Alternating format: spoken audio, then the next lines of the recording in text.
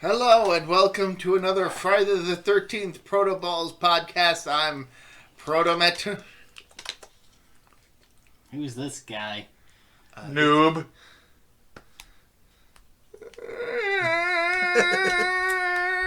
Tank. Yes, There's that idiot over there. And then there's me, the actual cool guy at this table. Shots fired.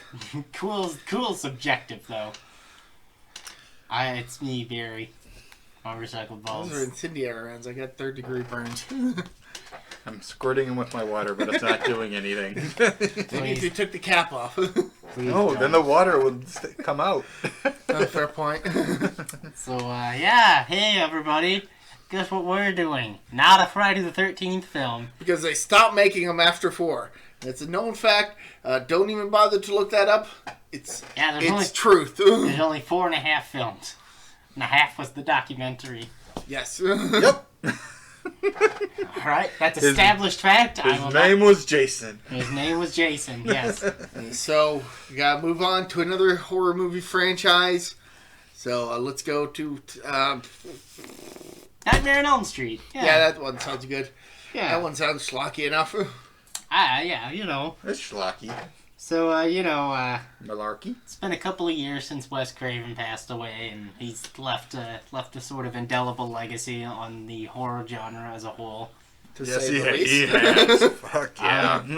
I mean, outside of just A Nightmare on Elm Street, he's also responsible for The Hills Have Eyes, Last House on the Left, That's a fucked up movie. which is an extremely uncomfortable film and does not require a second watch. Scream.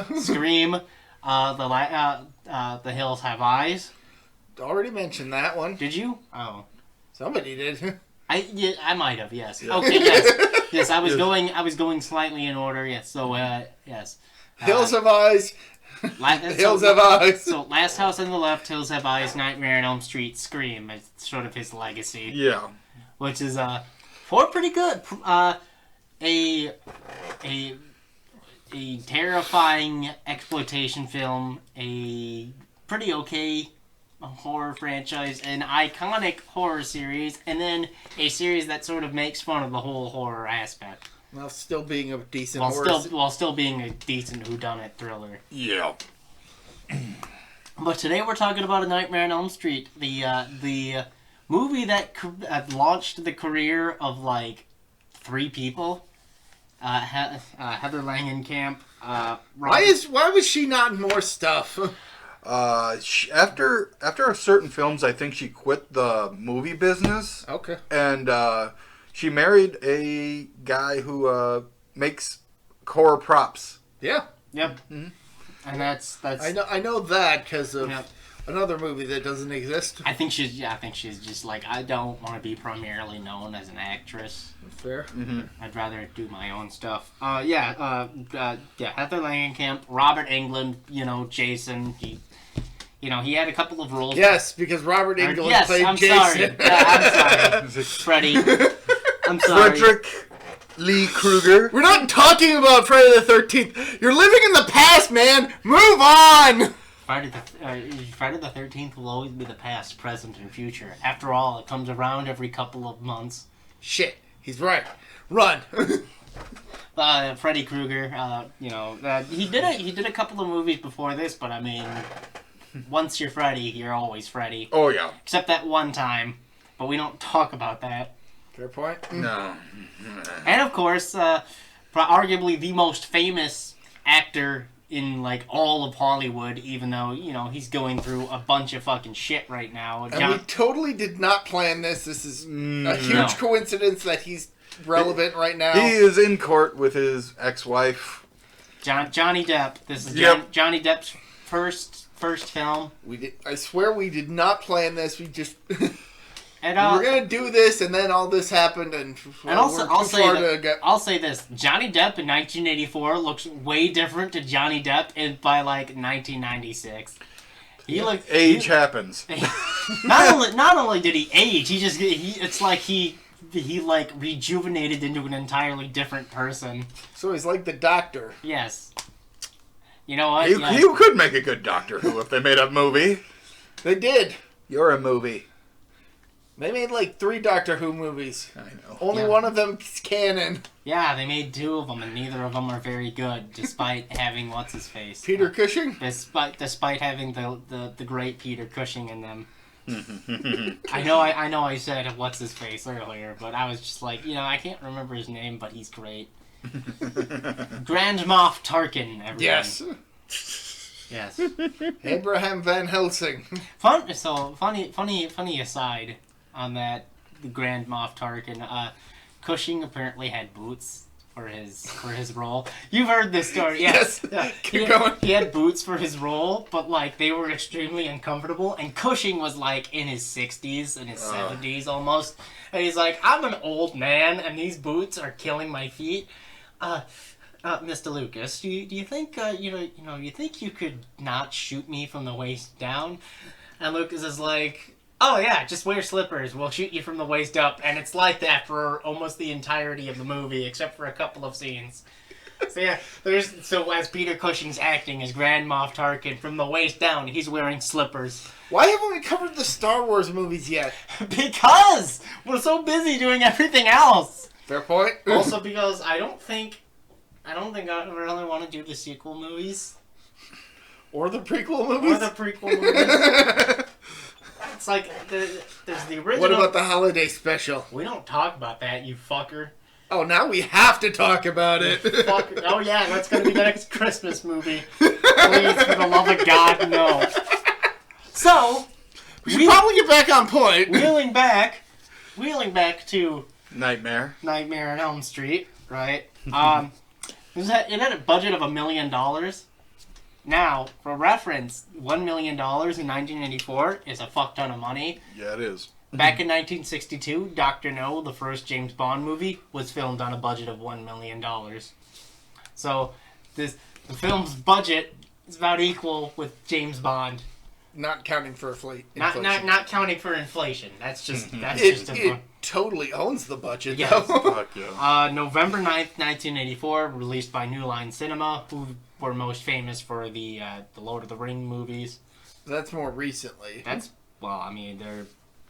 not really in business now. They're owned by Sony. They've been assimilated into the Sony sphere, as I like to call it. So eventually everything's going to go into the Disney sphere. Pretty much, yeah. Eventually Disney's going to own Sony, maybe. But you got $57 million worldwide, which is actually pretty good. Pretty good. Yeah, pretty good. Yeah. Like 500% of its budget. Yep. Oh yeah. Or 50,000% of its budget. Yeah. Yeah. Oh. Nope. 5,000% of its. I can math. It's 500. Water squirt. 570% of its budget. Okay. 1.1 million to 57 million. So about 5. I liked doing math in high school. Why am I so bad at it now? Because you haven't had to do it in a long time. Good point. Outside of balancing checks and stuff. But, even then, I use a calculator. Yes. Last year. Just quick aside. I went shopping today to Barnes and Noble, and as I was about to check out, I asked the cashier if they accepted checks. They stopped accepting checks the 1st. For reference, we're recording this on the 4th. Ugh. Shop where at Barnes and Noble? Yeah. It's like just missed it. That blows. It's not like everything's like eventually this economy the checks will become obsolete eventually. Everyone's gonna have a card. Checks are already kind of obsolete, to be honest. And I just got so used to making them. Yeah. So last year, this movie was preserved in the Library of Congress. Woo! Good. So it's it's forever canonized in American culture. Unfortunately, so is Birth of a Nation. So is Birth of a Nation. Can't win them all. Burn. Although that one is because it was historically important. Not because it was a good movie, but because it was historically important for the time. Right. Birth of a Nation is a movie about the rise of the KKK that was released back in like the 1920s. No, the 1910s. because Woodrow Wilson aired it in the White House a lot, and that's why he's a terrible person and a terrible president. So, anyways, so like I said, they can't all be winners. No. yeah. So the story behind the movie is a bit weird. It's sort of based off a story or a news article that Craven had read a couple. Some story about kids who were dying in their sleep. Yeah, I think, what was it, in the Himalayas or something? I do not recall the exact specifics of the story. No. Eastern Asian refugees that were dying in LA for whatever reason. You know, the Himalayan mountain. Oh, There's mind. more than one mountain. Never mind. I was thinking of Mount Everest. Go on. Mount Everest is in the Himalayas. Okay, so Mount Everest is named after a guy who never went there. Yep. Exactly. Yeah. Yep. I got confused. Sorry. Go on. But Sorry for kind of tangenting a lot this episode. So the big thing that the big controversy with this movie at the time of its release was originally. This is not much of a spoiler. Originally, Freddy Krueger, the main villain of the movie, was supposed to be a child molester, which at the time there was a big like daycare child molestation scandal going on in the country. Jesus That Christ. turned out to be a lot of fucking hot air. It was actually the parents trying to get the daycare attendants in trouble, if I remember right. But yeah, they were just like, "Ooh, this might be too dark. Let's change it to child murderer." Yeah, like that's much better. That's much better. Somehow. So the America has fucked up priorities, let me tell you. Oh yeah. especially right now. But anyways, Well, we won't talk about that. What's happening now? Back to the movie. back to the movie. Grab the pole, pull it in. Come on. The movie takes place a couple of years before 1984. It actually takes place in 1981 for whatever reason. That's just a thing. Okay. But we get a teenager who's having a horrible nightmare in like this boiler room of like Yeah. it's just like a very unsettling place. And there's Boiler rooms are unsettling. Have you ever watched a Mankind Undertaker match in the boiler room, bro?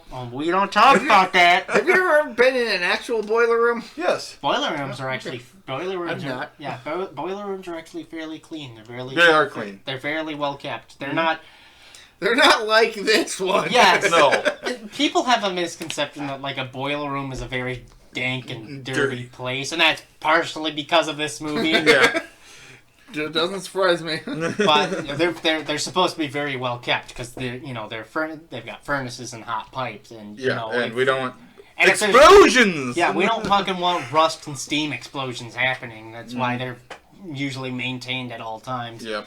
Long story short, there's a figure there, who's very taunting and very spooky. Yes. A rather fetching red and green sweater.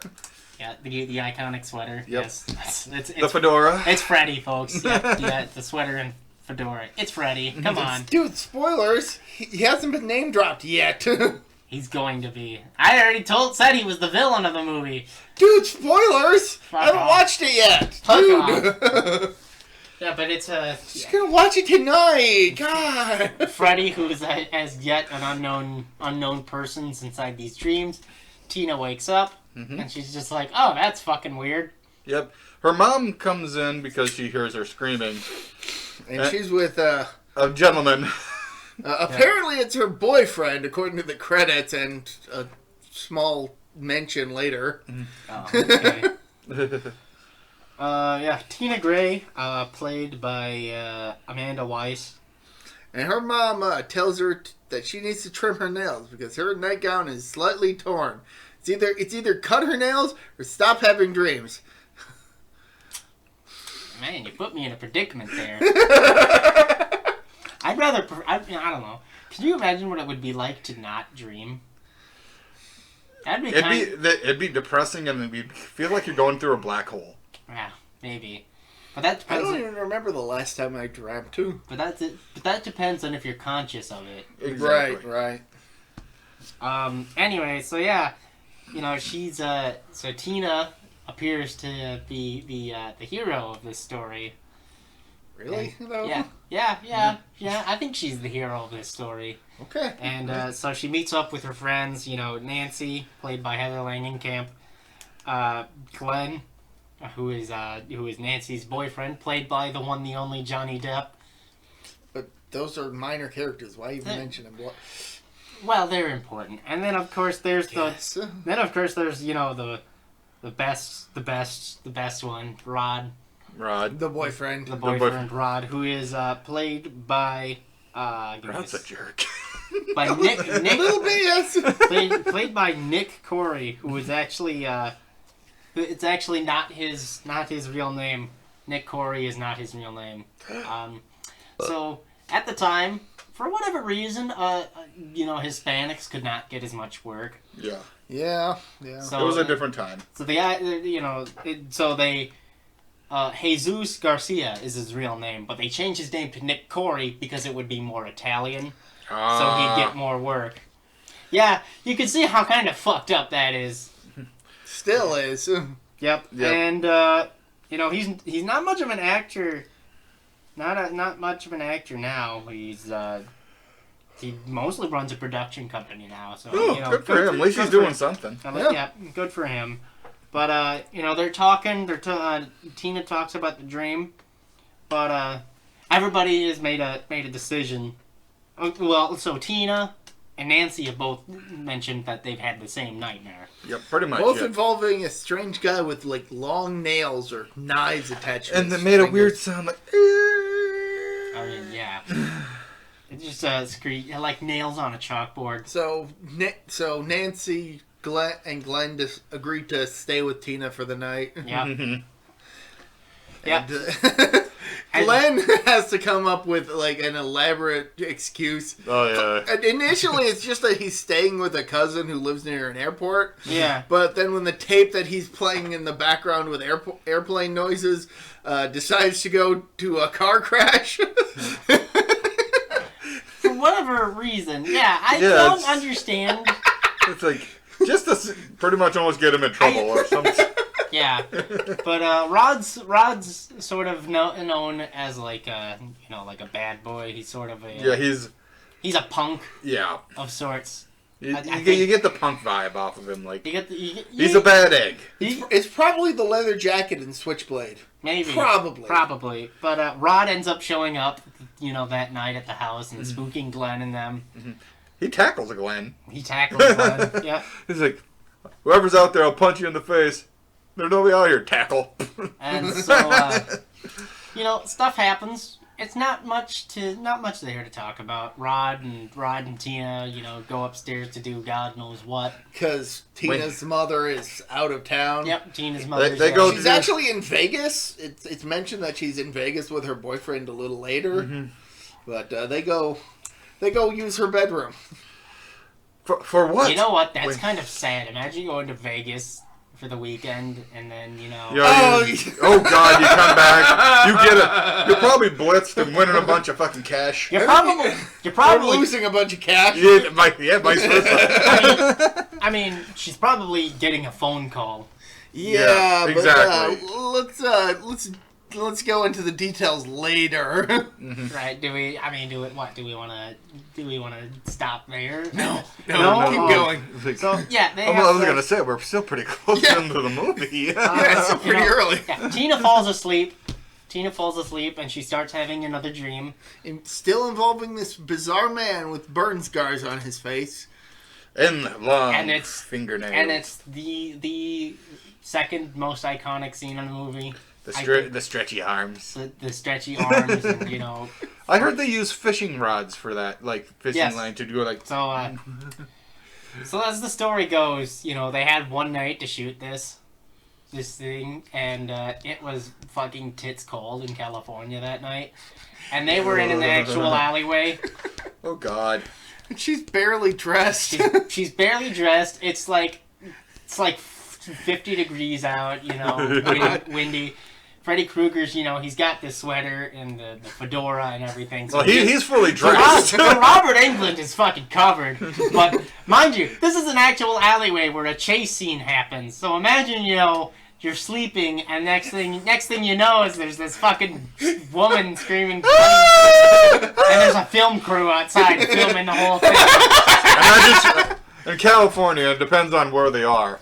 I hear somebody open. Hey, keep it fucking down! That's what I remember Tina's actress and Robert Englund's actress mentioning in the documentary about it. They were just like, yeah, we were in an actual alleyway, if I remember right. It was cold. And it's like 2 in the morning. And it's cold. Poor Tina. For more reasons than one, as we will soon learn. Yes, yep. But it's a dream, folks. But... Until it's not. Yeah, Tina gets fucking brutally murdered. She's And her boyfriend is forced to watch the whole situation because she's flailing around in bed. And suddenly her shirt opens and she gets slashed in the chest. Great effect, by the way. Oh, yeah. There's something I want to mention a little bit later when we get to what we like and dislike about the movie and stuff, because there's a very noticeable effect throughout the movie that has to do with Freddy's person. Okay, so anyways, Tina's getting fucking slaughtered. Oh shit, we even forgot the finger cutting scene. Yes, to show off just how brutal Freddy is, he cuts off 2 of his own fingers. Yep. And he is just He's kind of a masochist. He is a masochist. Tina at one point, while struggling with him, even tears his face off. Yep. Yeah, it's the iconic. It's like the second most iconic scene in the movie. It's like, and it's the skeleton face, and Freddy's laughing, and like we don't know what happens in the dream, but what we can see in the reality is her getting dragged up the wall and across the ceiling.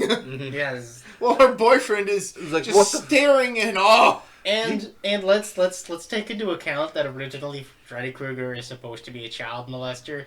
So who knows what else he's fucking doing? And that's what makes this even bigger nightmare feel. We don't know what he's doing. All we see is her getting fucking brutalized by nothing. Literally nothing. And then he stops and she just lands dead. And Rod... they were sleeping on a waterbed. No, were they? Yeah, they were sleeping on a waterbed, and once he lands, it pops. Okay, if I remember right, it was a normal bed, but they had put so much fucking blood on it.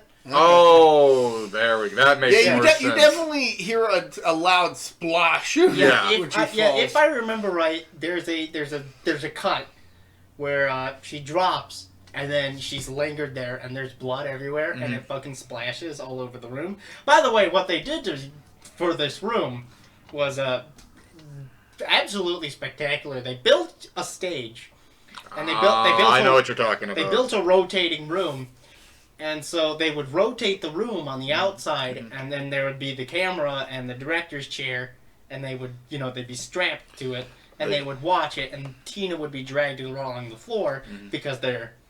Or what was becoming the floor. They also use the same effect for Glenn. They use... But that's later. Yeah. I mean, we'll talk about it when we say what we like about the movie. Exactly. Because I think it's everybody's favorite scene in the entire movie. Hell yeah. Just because it's so wacky. It's like... You don't see it happen. Yeah, you don't see it coming. You know something's coming, and then it hits you. But yeah, Tina's dead, and the door's locked. And Rod beats the fuck out there. Yeah, he flees out a window. And Tina and Glenn... Nancy and Glenn. Nancy and Glenn break into the room. They bust the door down. Yep. And they find Tina fucking... He's butchered. Yeah, that's one way to put it. So, at the police station... Yeah, we meet Nancy's... Dad. Was wondering why she was at the place. And Nancy doesn't really want to answer that. She's just like, we were there hanging out. Well, how she's explaining it, no one's going to fucking believe. Yeah. Well, I think she at least tries to explain she that does, Tina was just having some bad nightmares, and so they were just there to kind of comfort her. Yeah. But no one was expecting her to be brutally murdered. and everybody thinks it's Rod. Oh yeah. Just about everybody, yeah. So Nancy's mom says, "So I guess you don't think murder is serious or something like." No, because Nancy kind of claims that Rod didn't do it because while the two were known to fight, their fights were never that serious. I guess. And that's kind of a... Let's be honest, that's kind of a piss-poor excuse, though. I mean, despite the fact that it's true, and that he didn't murder her, that's still a piss-poor excuse, just on the surface level. Like, they got into an argument. Sure, they fought a lot, but they never hit each other, until now. Yeah, but the whole point is that they were more like lovers' spats than anything. I know what you're saying. I know what you're saying. I'm just saying, if you were a police officer, would you believe that? Fair point. I'm just mentioning it to kind of highlight how the parents in this movie kind of... Oh, the parents are such fucking dipshits in this movie. They mean well. They certainly mean well. They just are ignorant. There's no precedent for what happens in this movie. They're not ignorant. They're in denial is what they are. They're in denial, but they're also... Because, well, this is later, they do kind of talk.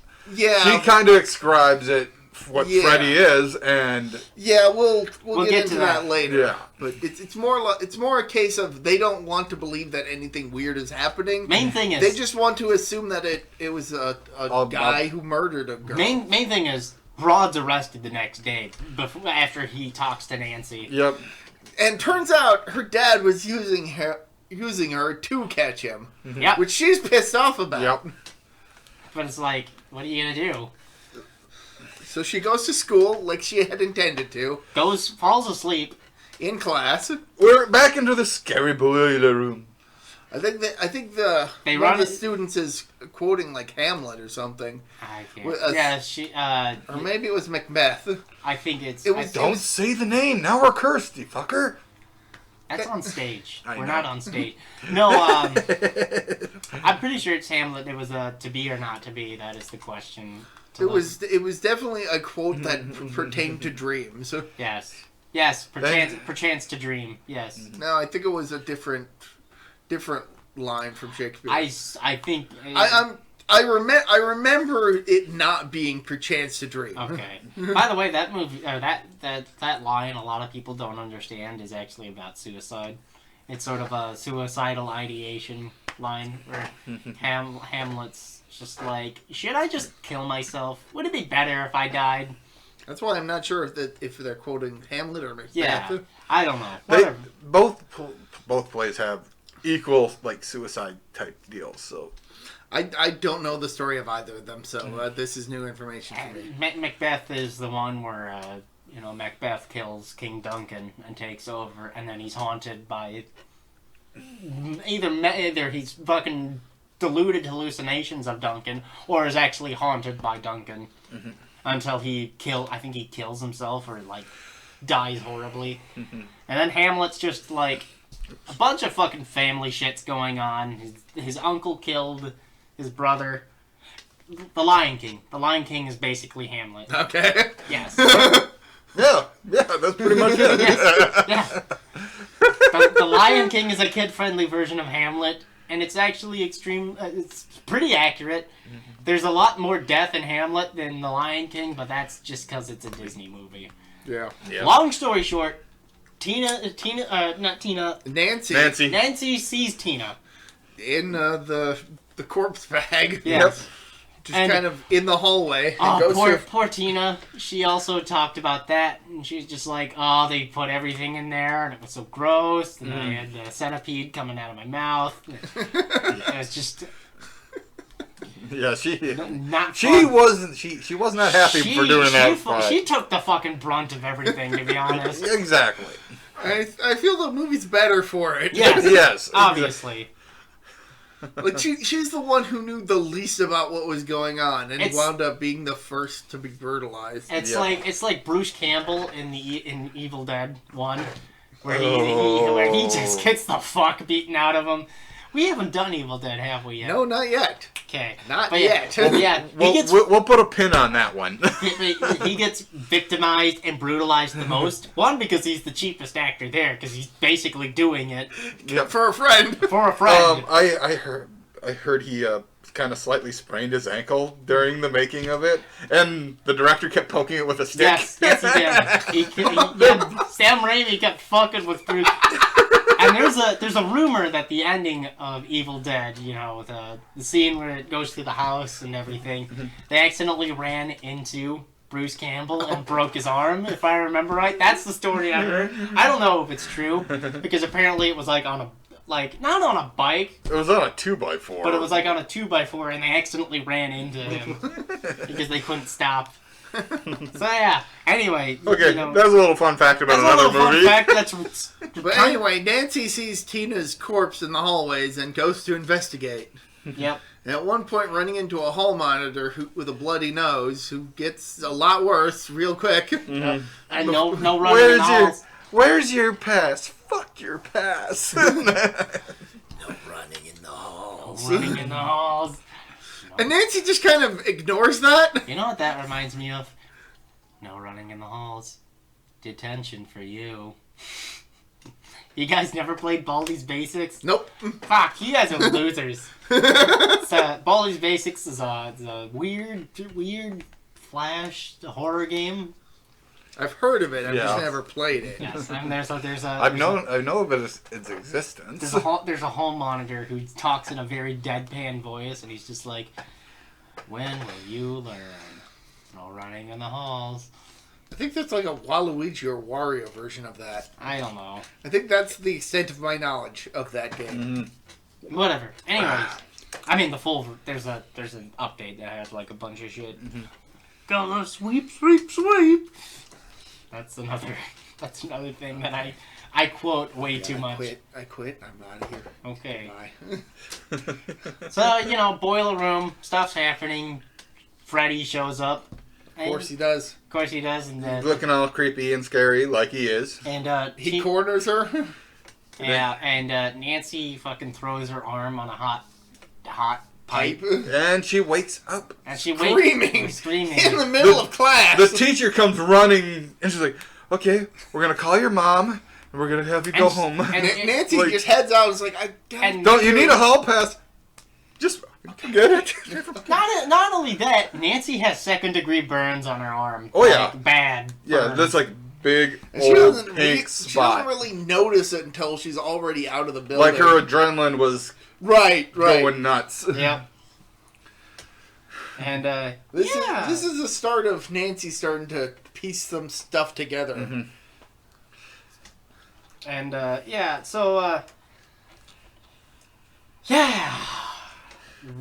Nancy shows up at the police station with Rod, and Rod's just Glenn. like with Glenn. Yeah. Visits Rod, and you know. I didn't do it. And and Rod basically tells what's going on, and Nancy's just like, "Oh fuck." She has a moment of realization, where because Rod describes what happens, but also because he had a dream too, but he didn't want to be involved about the beforehand. He just assumed it was a dream, like everybody else had. Yeah. Yes. Just previously. Like mind it had you- knife fingers. And mind you, it's only these 4 kids that are having this dream. Mm-hmm. I don't even think Glenn is having the dream. No, yet. Glenn. Glenn has the dreams too. Well, I think he does. He does eventually, but he never. He explicitly mentions that he hasn't been having the dreams. Mm-hmm. So. Well, he does have like a kind of slight Zen moment with Nancy. Well, they're just talking like, you know, how he explains like, you know, like if you're in a dream and can control this and control that, and what if you like see a monster, like a scary thing, he just look away from it, don't give him your power or something like that. Yeah, because he's talking about something that he read, like some tribal dream skills. Yeah. He calls them. There's a thing. And that point about turning away from the monster is a huge point. So I'm gonna stick a huge pin in that. Watch out for the pole. I said watch out! God damn it! There's a thing, in theory, called lucid dreaming. It's Right? Mm-hmm. Yeah. which is what Glenn's talking about. Yeah. Being aware you're in a dream and being able to control it. That's what lucid dreaming is for the most part.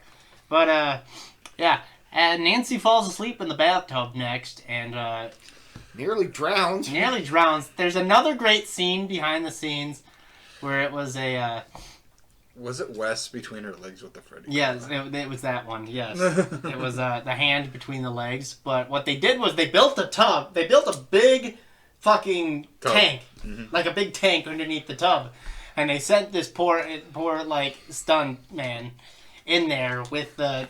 Like scuba shit. Not even like scuba shit. No, they sent him in like no scuba shit whatsoever. And I do. I have seen the documentary. There's a few times he's like under. And he's yeah, and like as they keep doing take after take, he's getting more and more fucking pissed. And at one point, he's just like, "Let's just fucking do this already, please." I've been underwater for 20 minutes now. God, Let me breathe. let's take a break or something. As you know, they get the scene done, and you know, there's a hole in the tub, and they pull Nancy through, and there's a big struggle, and then she gets out. And when her mom busts in, she's like, "Oh, nothing happened. It just No, I just almost slipped inside the tub. Oh, Nancy, you know, so many people have died that way. And so Nancy starts taking caffeine and just like pills and everything to try and stay awake because she's again piecing shit together. She's figuring stuff out. Mm-hmm. Yep, and you know, she asks Glenn to watch her as she goes back into the dream. Go check on Rod. Yep, and yeah, she finds Freddy in the jail cell with Rod. He's like he tries. She tries to yell and wake Glenn up, but doesn't really. And then Glenn falls asleep. The alarm goes off, waking her up and Glenn, and she realizes Glenn fell asleep. So and she's just like, "You fucking asshole." It's like, you bastard. Yeah, but then they're like, "We gotta go to the police station real fast," and you know they skip over there, but it's too late. Yeah. Well, Freddy. They're talking to the officers, and Nancy's dad is there, and like he's been sleeping like a baby, but I just want to see him. And it's like, all right, and then all of a sudden he's being hung. He's hung from. And there's a scene of Rod getting hung. Yeah. By nothing, and he's screaming and hollering, and he's like, he's screaming bloody murder. Yeah, but he's probably screaming bloody murder in his dream. Maybe. Exactly. Yeah. Maybe. I don't know. So it's entirely possible that he doesn't realize he's still asleep when this is happening. I so guess nobody. so, yeah. Yeah. There's all of a sudden. That's kind of the cool thing about this movie. It transitions into the dream world pretty seamlessly. Yeah. Unlike the video game. One might even argue that you're never entirely sure if the movie itself ever takes place in the real world.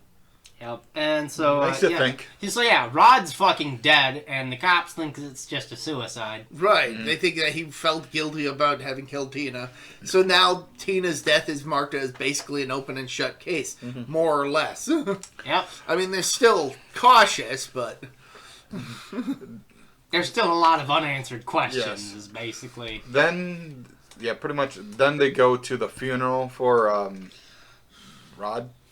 yep. For Rod. Yep. And, you know, Nancy starts talking to her parents about the dreams she's having. And her mom, Marge, by the way, is just like... Who, I think the first time we see her is it's one morning, and she's already pouring herself a glass of vodka. She's an alcoholic. Oh, yeah, definitely. And if I remember right, her parents are divorced. Yes. But they get along enough for the daughter. Nominally. Fuck. Terrible. See, there are parents who don't get along, and then there are parents who merely get along for the sake of their child. And honestly, I feel like that's a fucking worse prison sentence for them. Yeah, Because pretty much. they have to play nice with one another, unfortunately, even if they don't like each other. Just for the sake of their child, which, you know, it sucks, but... whatever. Yep. Anyways, So they take it. So Marge takes her to a sleep clinic, and I actually had to go to one of those a long ass fucking time ago. sleep apnea. Mm-hmm. Yeah, that makes sense. So yeah, then she dreams, and Then she freaks out while dreaming, and when they wake her up, she has a dirty hat. a dirty fedora. And Marge sees what she has and kind of It's a realization. It's like she's She kind of she scared. doesn't want to accept it, because why would you want to accept this? Yes, and it's here. Here, I think we should yeah. cut Yes, off. we'll 'Cause cut this off. is the That's actually, I believe this is a perfect spot. From here on is where the movie just ramps up in awesomeness. And I'm gonna say it. There's gonna be spoilers ahead from here on out. Yeah. Because there are some scenes that we just can't not talk about. Exactly. Yeah. Exactly. Without spoiling it. So let's get into what we like about the movie. Who's everybody's favorite characters outside of Freddy? Okay.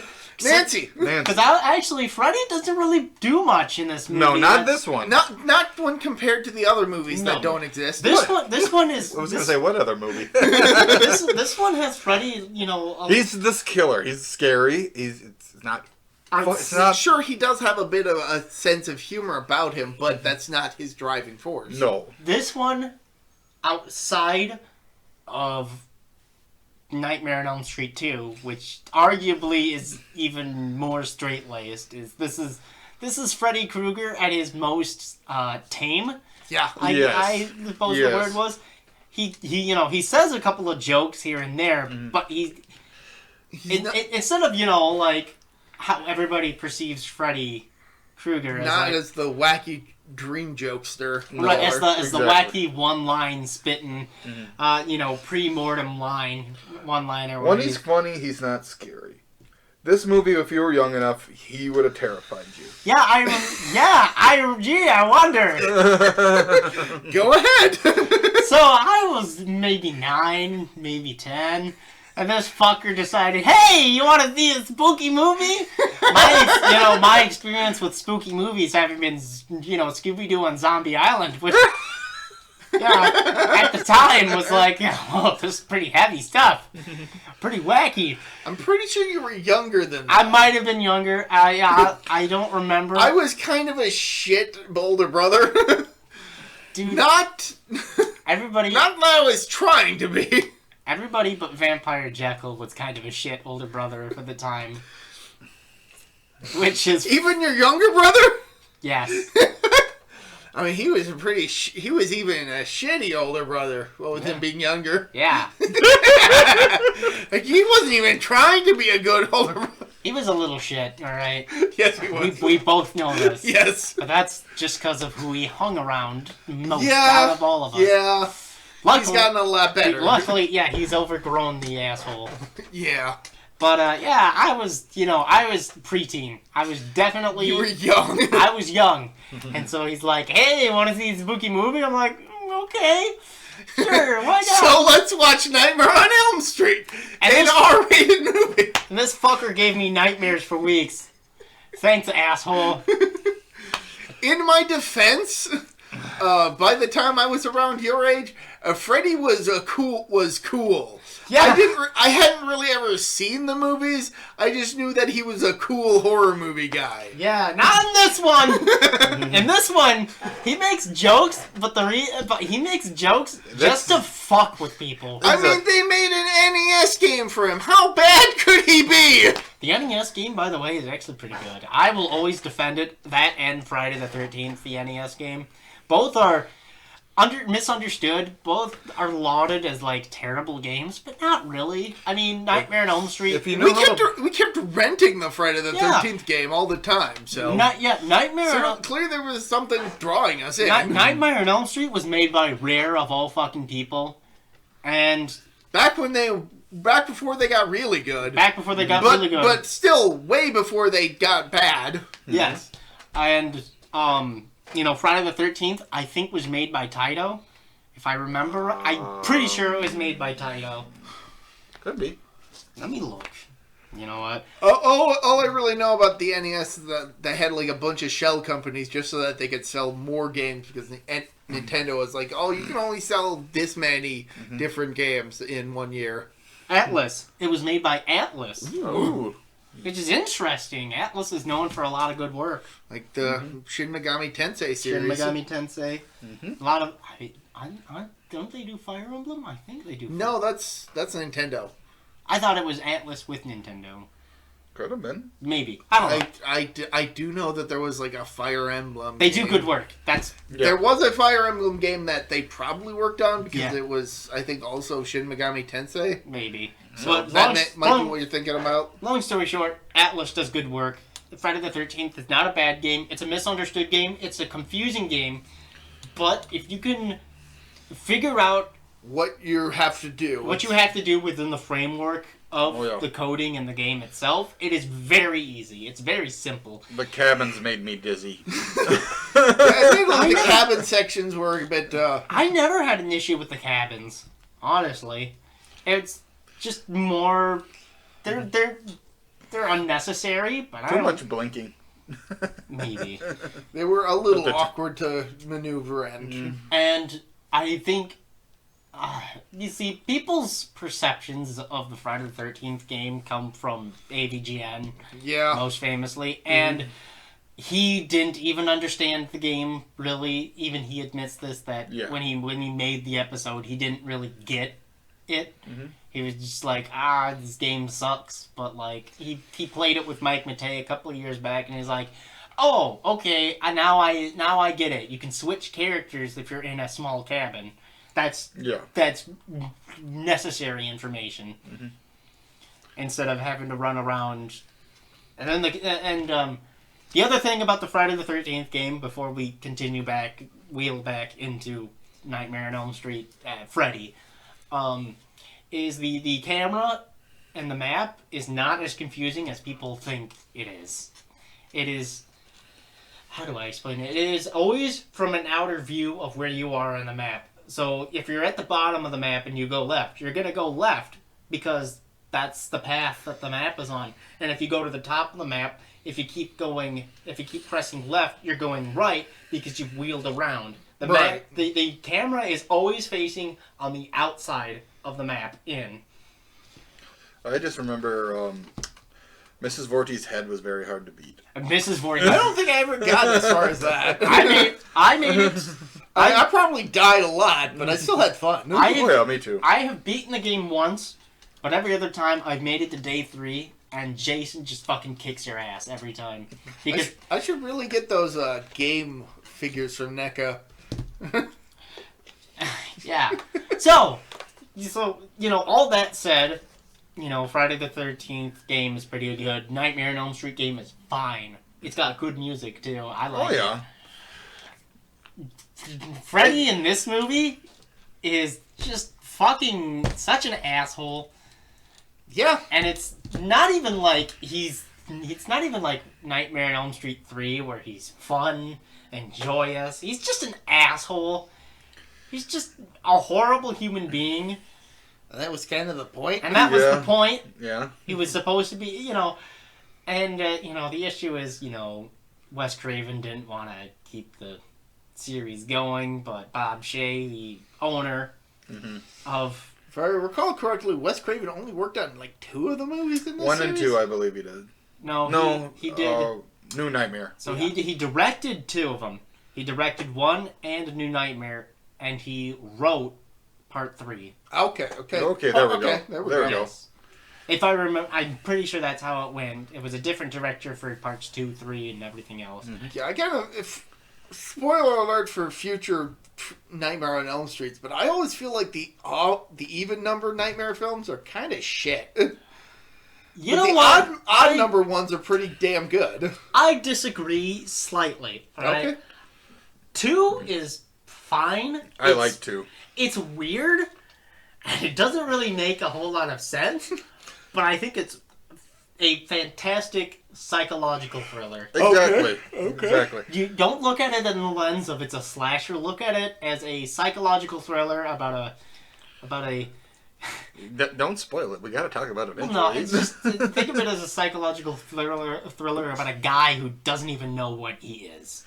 All right. That's But do you actually have perfect. any defense for 4 and 6? So 4 is the Dream Master. Nope. Yes. Yes. 3 is Dream Warriors. 4 is Dream Master. 5 is the Dream Child, which 5 is fucking terrible. And Freddy's Freddy's dead. Freddy's Dead. The Final Nightmare is. I have no defense for that one. That one's just god awful. That one's not very good. There's a reason they stopped making those movies for a while after that one. Friday 4 is fine. It's not as good as 3, and it's not as good as 3, and it's not as fucking bad as 5 or 6. Let's put it that way. It's a middle of the road nightmare movie. I would put it above 2. I'd put it above 2. Yeah. Okay.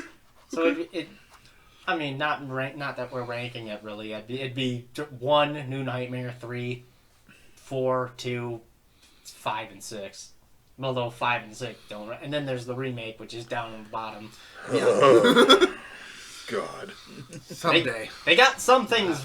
They got some things right about that movie, and a whole lot wrong. A lot. The dude that played Rorschach did not make a good Freddy in that one. I thought he would, but nope.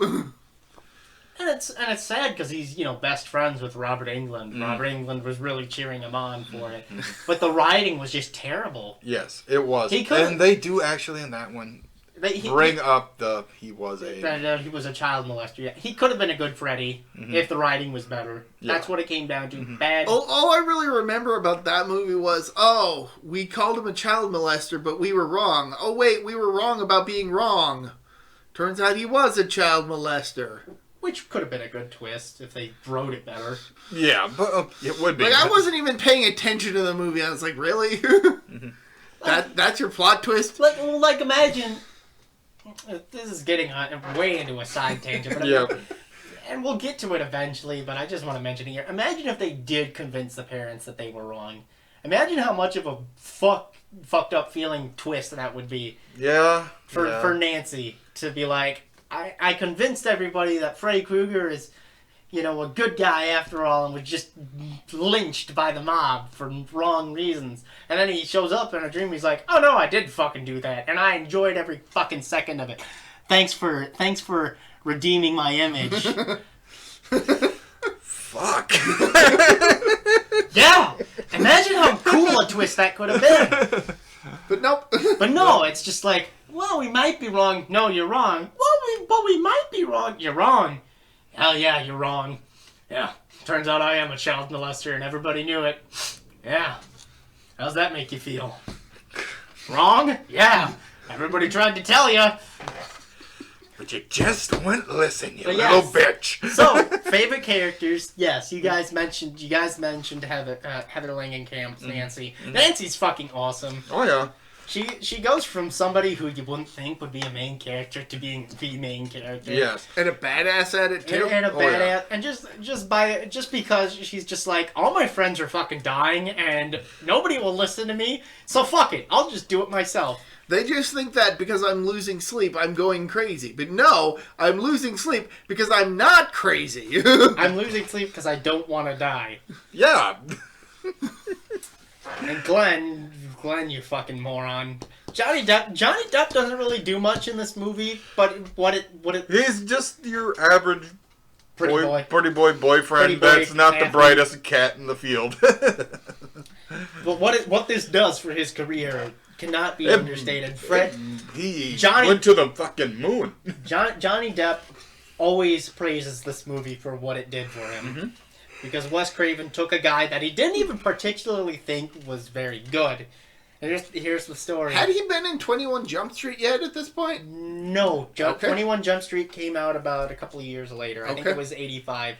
But Johnny Depp, was a relatively unknown actor. And Wes Craven wasn't really planning on putting him in until his daughter was just like, "You've got to go, Johnny Depp. Look at him. He's fucking handsome.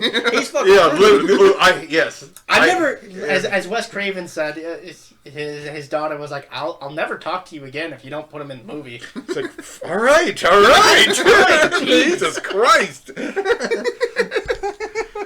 That's if I remember right. I'm pretty sure Wes Craven mentioned that. That his daughter basically gave him a stern talking to. And so, yeah, he gets the most iconic death in the movie. Yes, he does. But we want to talk about what happens. Yes, we can. I already told them they're spoilers. Well, sure. Okay, fine. Yeah. So, yeah, favorite scenes then. Yeah, That one! Glenn's death! Blood geyser! So, yeah, Glenn falls asleep at one too many times, and he's lying in bed, and then he gets pulled into the bed by Amber Heard. I saw a little fucking Okay, meme. I'm quitting for real this time. I did see like a little meme of a lady kind of squatting down on the bed. Yeah. And then her husband busts in the door. No, you can't Amber Heard on the bed. Yes! You can't shit on the bed! That's a thing that apparently happened in court. Okay. That apparently Amber Heard shat on the bed. Oh, shat in Johnny Depp's bed. I don't know why. Why would you want to... Amber Heard is a terrible human being. Let's get this out of the way. Amber Heard's a terrible human being. What she did to Johnny Depp, Johnny Depp's entire career and image, will never be understated. She is the reason. She's going to be one of the reasons why women who cry abuse are not going to be taken seriously for a long time. It's always one step forward, two steps back. Amber Heard's going to do a lot. Amber Heard already has done a lot more harm to women's equal rights and women's equality than even Johnny. Even if Johnny Depp did hit her, she's done far worse. She's done far worse to him. And that's not defending Johnny Depp hitting her. Johnny Depp shouldn't have done it. Moral of the story, they're both fucking crazy. Moral of the story is Johnny Depp should never been in that position in the first place. Mm-hmm. I am abstaining from saying anything because I know next to nothing about what's going on. Just for my own sanity. Okay. It's best for that. It's best for that. But I've gone into a black hole just on Twitter for that because yeah, there's so many people defending Amber Heard and so many people demonizing Johnny Depp without really understanding the nuance of what happened. But in layman's terms, so that you don't, go searching for it and that you don't have to, both were just in a really bad relationship and both were not meant for each other. That's pretty much it, and shit hit the fan, literally. And Amber Heard has a history of lying and abusing other people. It's not just Johnny Depp that's accused her. So pretty much, Johnny's out of Pirates of the Caribbean, and Amber Heard is out of the sequel to... Nope, she's still in. Is she? She's still in. Johnny Depp loses a job, but Amber Heard keeps hers. What a fucked up world that is. Anyways... so there's, Glenn's death. So we mentioned the rotating room, right? Yep. Getting back on topic. Yes. From that cavalcade of... We're not going to get many subscribers. Who cares? This guy does. I mean, you're not wrong. Everyone's going to see, geez, this podcast is really long, and half of it's talking about Johnny and Amber. Johnny and Amber. It's kind of hard not to. It's unfortunately a relevant topic that was just really unfortunate timing for us in this regards to this podcast. I'm getting some water. So, what they did for this movie, or what they did for this scene, is they brought back the rotating room.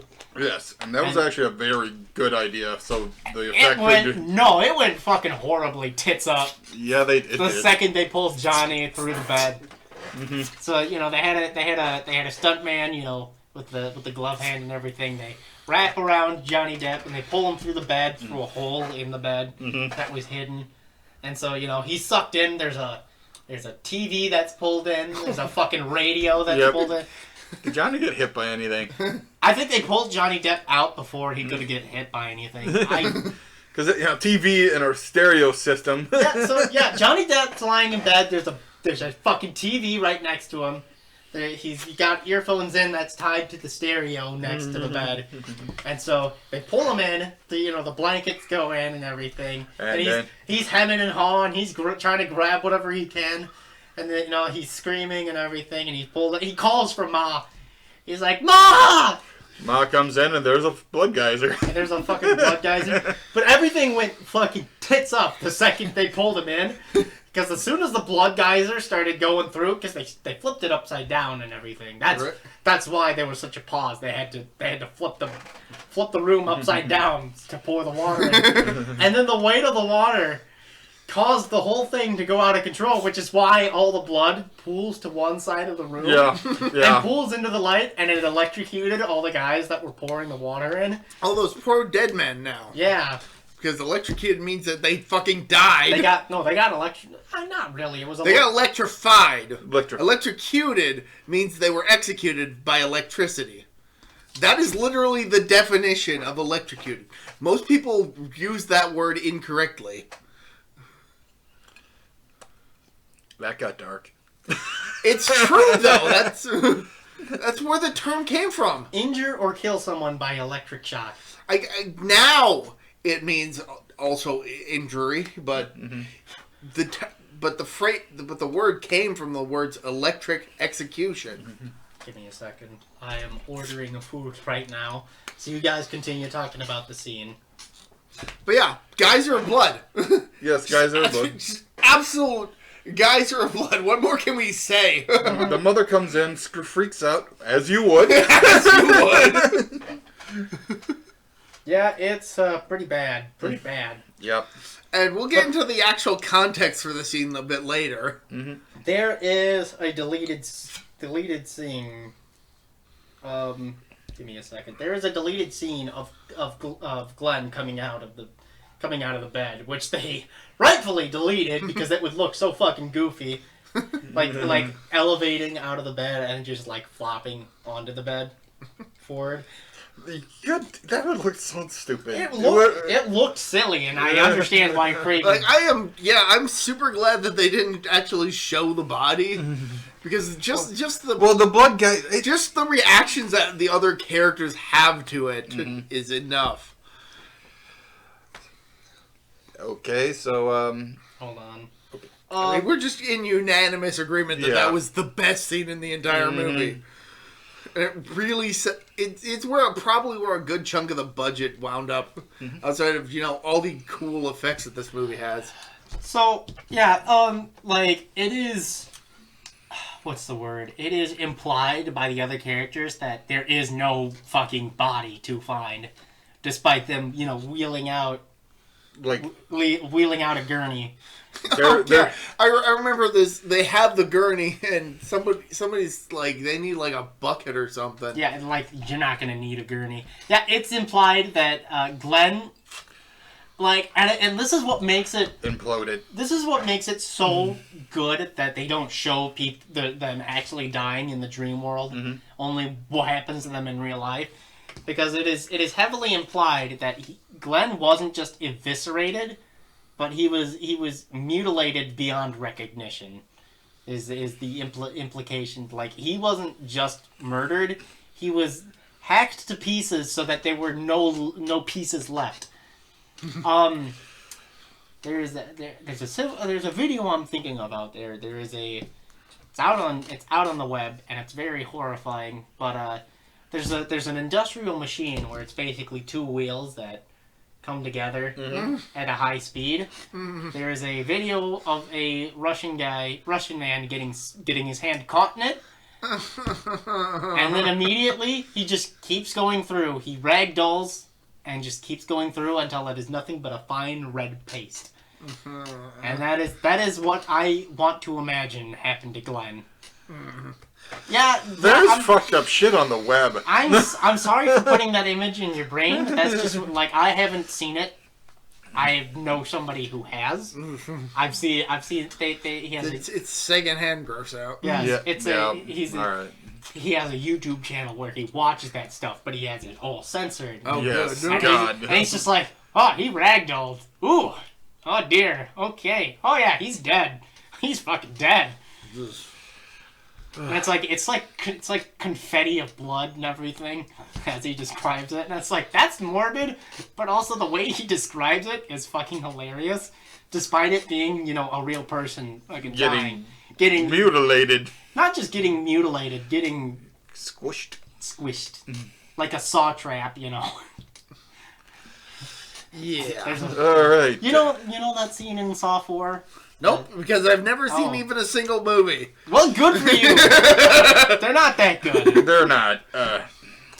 So, recommendations. Recommendations. I recommend everybody watch that video. No, I'm kidding. Don't I'm you kidding. dare. Jesus. Lucas would get demonetized. You're trying to sabotage his channel. You're fired. I have a show that I was watching. Oh, fuck, cramp. That's a weird title. right on the thigh. Oh, should we come back to you? No. Give me a second.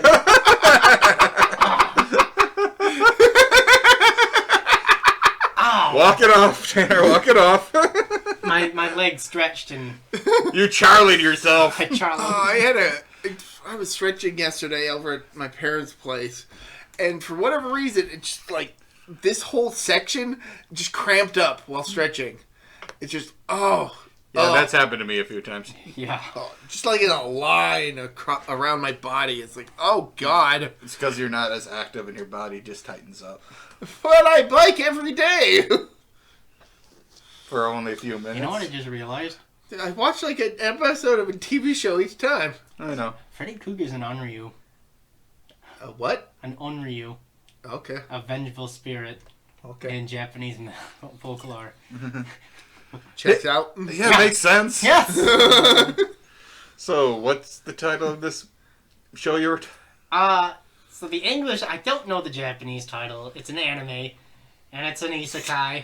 Which, you know, it's Lucas's favorite. Yay. But it is called... It's not an overused genre at all. No, not at all. But it is... It's called How a Realist Recovers the Kingdom. How a Realist Hero Recovers the Kingdom. Okay. Which sounds weird, but it makes sense. Basically, like most anime, summoned as a hero to save the kingdom. Or a villain in the case of Overlord. Or Overlord.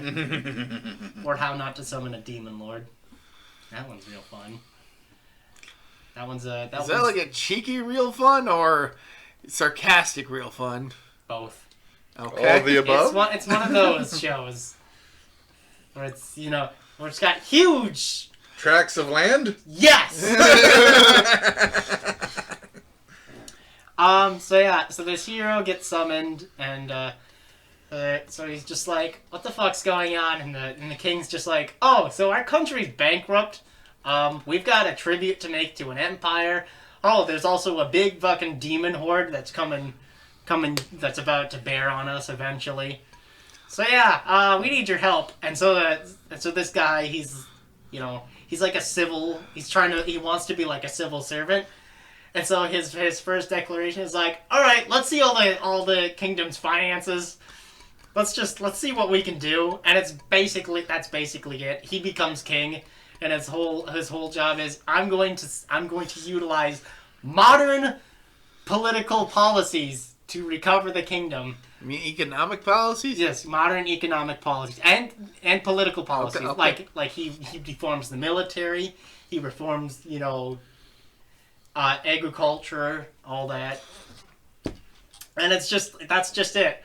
It's just him basically explaining to a medieval society that has magic and like has the ability to build like iron warships, but without steam power because they got dragons and like water dragons and everything. So it's a really weird world, and it's just like there's a bunch of races, everything, and this guy's just like, I come from a world that is far more advanced than this, and I'm going to use my knowledge of modern politics and economics to save this kingdom and fuck everybody else who tries to stop me. And it's really weird and also, like, really interesting. So, yeah. It's wild. Anyway, your turn. Yeah. Yeah, that was... I don't know if I can top that. That was a mouthful, wasn't it? So, I recommend Boom Comics Power Rangers Soul of the Dragon. Ooh, that is a good one, yeah. I don't know that one. It's set after SPD, but focuses on Tommy from the first 5 seasons. Mm-hmm. But it's him now as a much older former Ranger, and him trying to investigate the disappearance of his son. Yes. Who was a police officer. He was part of SPD, but then apparently he quit. SPD stands for Special Police Decker Ranger, or in this case, Space Police, or Deca or something. I don't know. Special Police Delta. I don't remember. Something Delta. Something Police Delta. Yeah. So, pretty much, Tommy's trying to solve this case with one of his son's friends, and he has a master morpher where he can transform to each ranger he's had. But it's long since damaged. Yeah. Oh, sorry. It's fine. Yep. Keep going. Don't mind me. It's been long since damaged, so he's got to use it sparingly. Yes. And he's got a cybernetic on his back. Yeah, because he's got a bad back. Yep. Due to an accident. And he solves the case, and that's pretty... Don't spoil it for them, because it's a one-shot. I mean, it's not an ongoing series. It's a one-shot. Yeah. Boom Series has done some pretty good one-shot stories. Yeah. Let's see. Sins of the Future, which is a Time Force one. You got to check out. The Psychopath. Wow. I seen the cover for that one on Amazon. That looks awesome. I lent it to you once. I guess you didn't get around to reading it then, huh? Not the full thing. I just needed... Right. For the Astronomer video last month. Which, great video, by the way. I know. It's doing good. You did a fantastic job on that with your research. Oh, yes. And, well, Boom Comics just has a lot of other comics, not just Power Rangers related, too. So they also have a King Kong comic, but it's not as good as the Power Rangers comic. Just going to put that out there. I really enjoyed, Soul of the Dragon because, what happens to the Rangers after technically they retire? Yeah, Boom Comics has been doing fantastic work with the more serious take on Power Rangers without forgetting what it is that Power Rangers is. What I really like about Boom Comics with the Rangers thing is because they make them more dark compared to the TV show. Like, it's not just... Yeah, the characters are still their happy-go-lucky teenage/20-something-year-old. So. Oh no, Tanner's dead! I've been here the entire time. He's got a glove hand now. I've got a glove hand now. Hi, Michael Jackson. Hook hand, car door, hook hand. .com.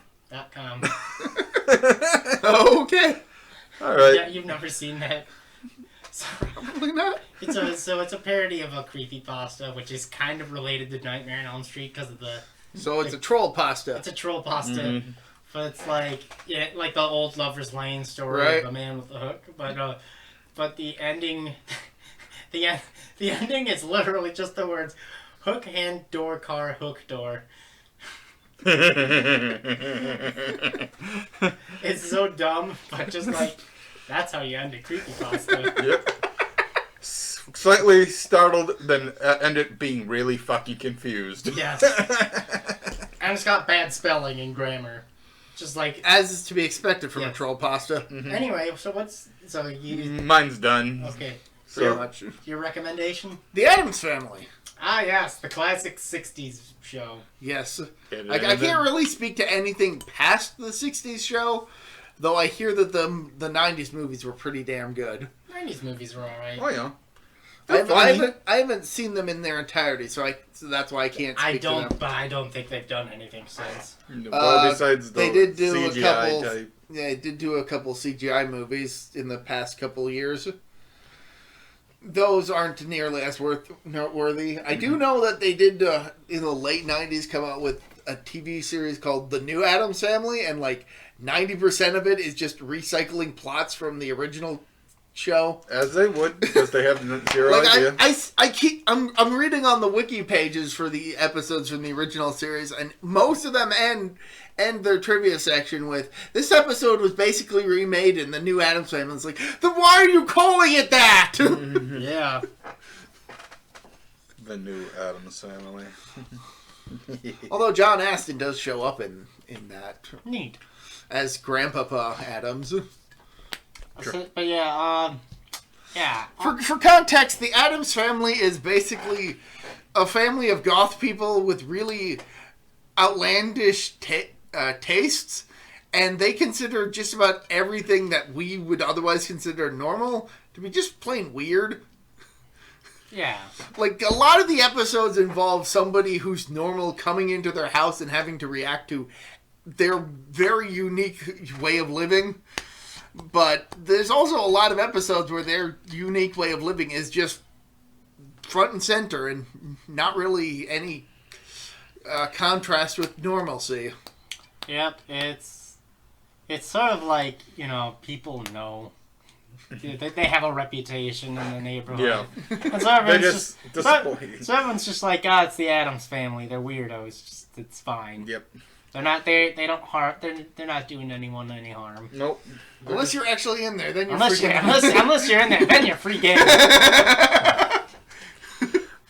It's open season. And the theme. Oh, the theme. The theme's, Yep. One of the most... It's so iconic that there has been no version of the Addams Family since that hasn't used that theme. Yes. It's just that...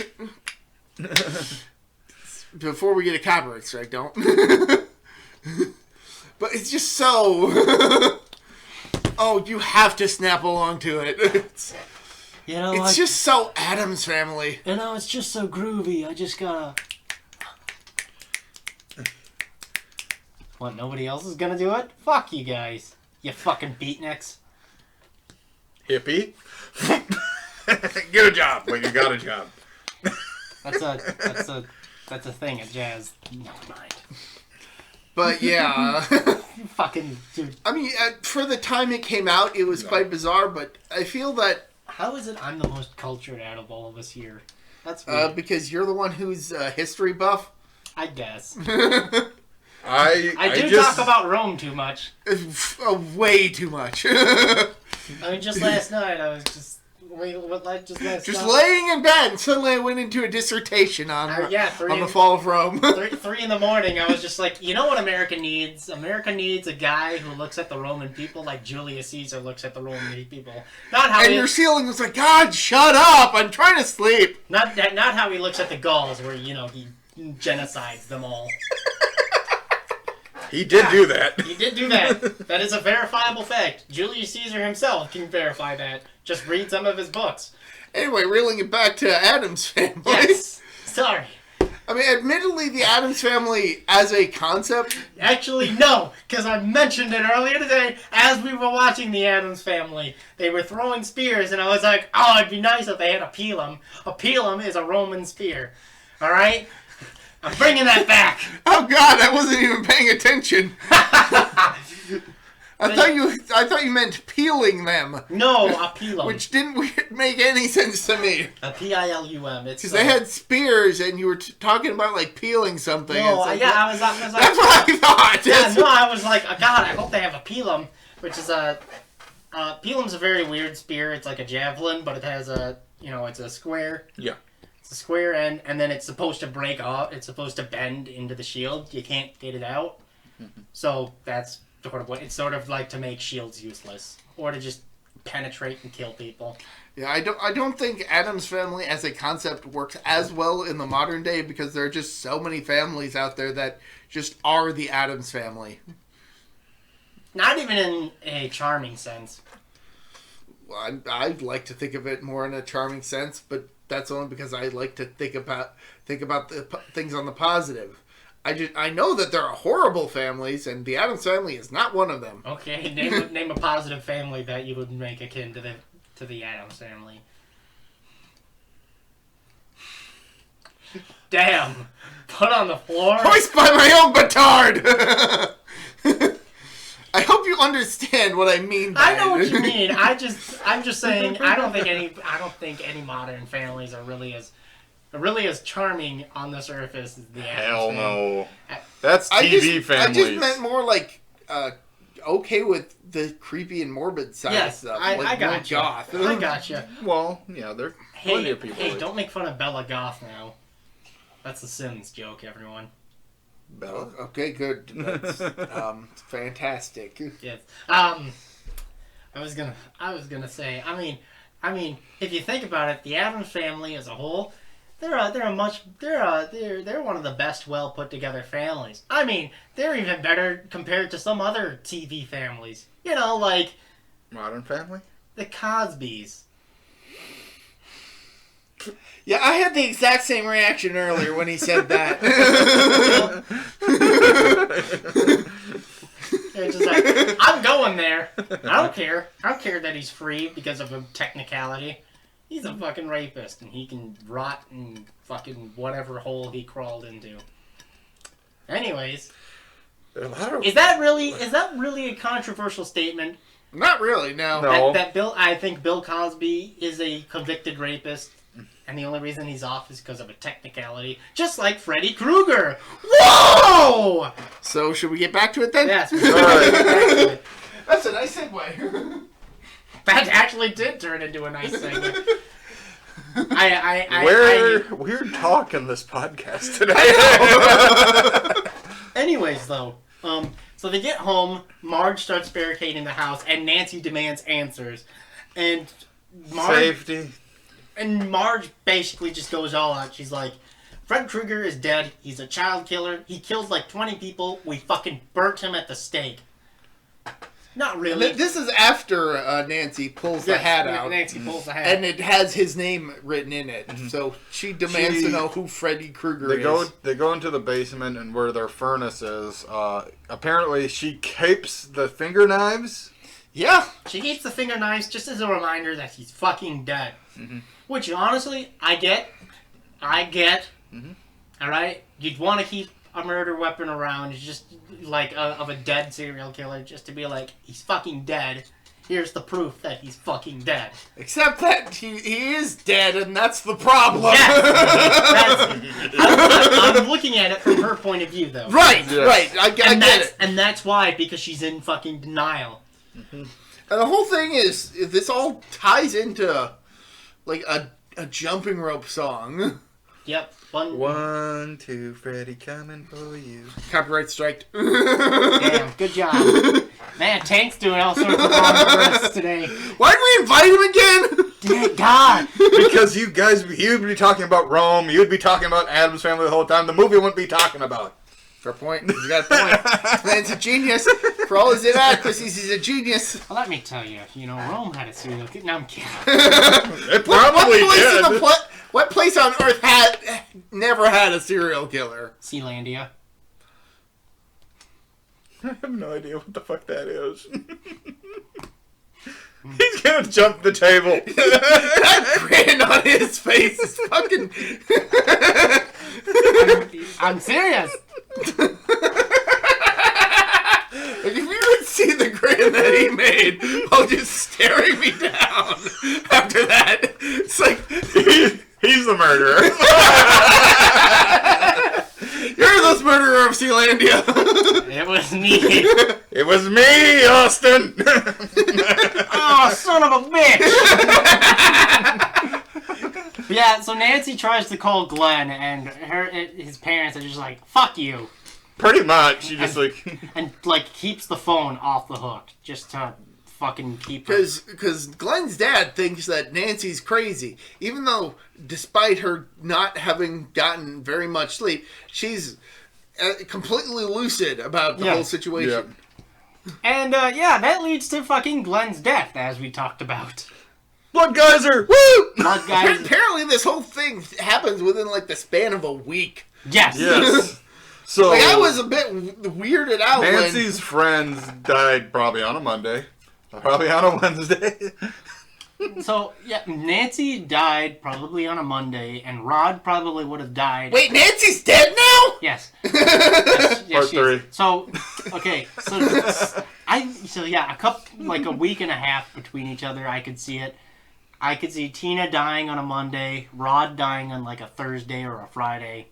So if Tina, Nancy, Rod, That's and Glenn are dead, who's the hero of this movie? That doesn't explain Rod's funeral then, because that would have had to been planned.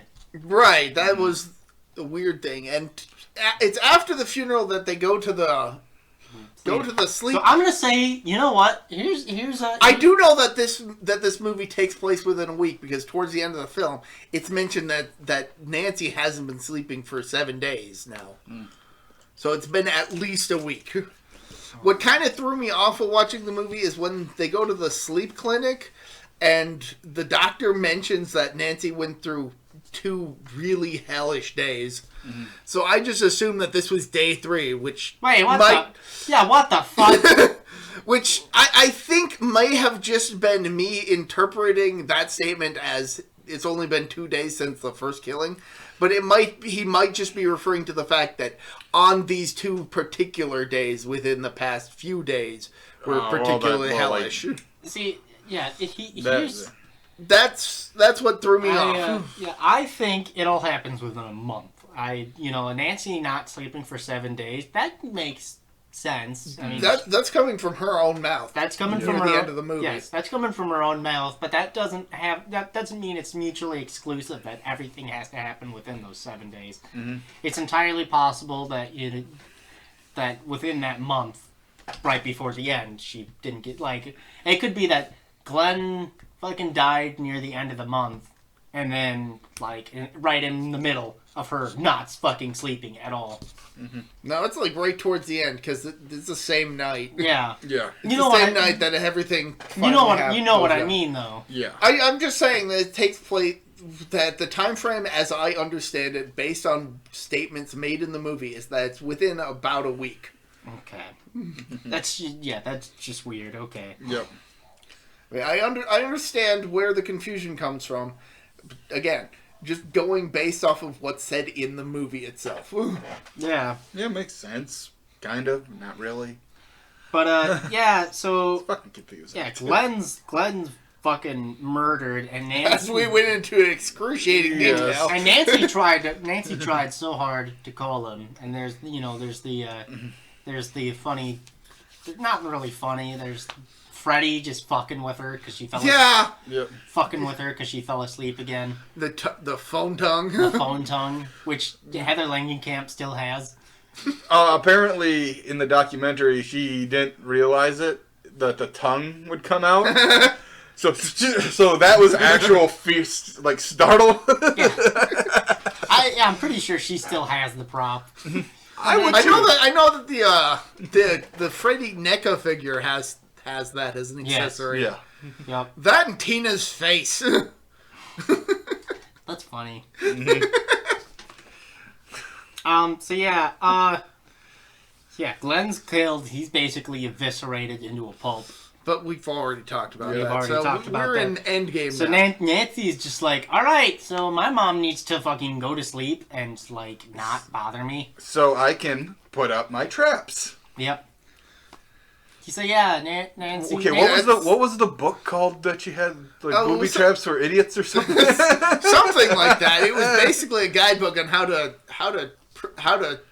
turn your own house into a booby trap fest, basically. Yeah. And she sure the fuck does. And that's why I think she's such a badass in this movie. Oh, That said, and she goes to the window and she opens it up and it's barred because Marge barred all the windows and she's and her dad is across the street.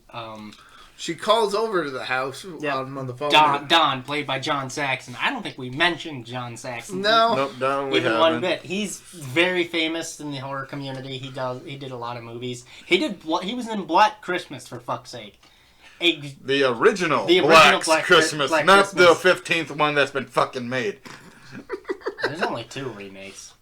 The I know. 15th one fucking made. Yeah. Meaning it gets remade too many times. It's remade. Yeah, it shouldn't have been remade at all. Mm-hmm. If you're gonna remake it, it should have been, a very similar movie, but don't fucking go that plot line that they did. Don't Psycho remake it. Don't bring that remake up. It's not a bad remake. It's got Vince Vaughn though, which was a bad choice. Yes, for Psycho. So the Psycho remake. Psycho is a very good movie, by the way, if you've ever seen it. Psycho was a shot-by-shot remake, like literally frame by frame.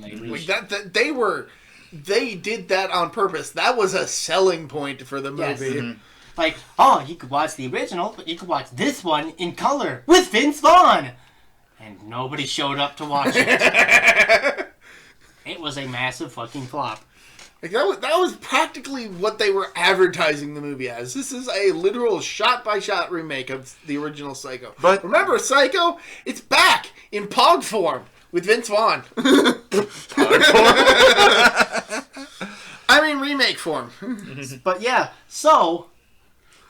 basically, Nancy set up all the traps. She's gonna get Don and the officers to break into the fucking house. Yeah. At a specific time, At a so that specific so that they can bag the guy. Mm-hmm. And if it turns out that she wakes up and he's not there, well, then she is crazy. Mm-hmm. Right. Like, she's kind of going all or nothing on this, and her dad is still pretty dismissive of it, despite literally everything that's happened within this. Yeah, like week, month, whatever. Despite 3 teens being brutally fucking murdered, one maybe committing suicide, and 2 being brutally fucking murdered by an unexplained weapon that hasn't been found.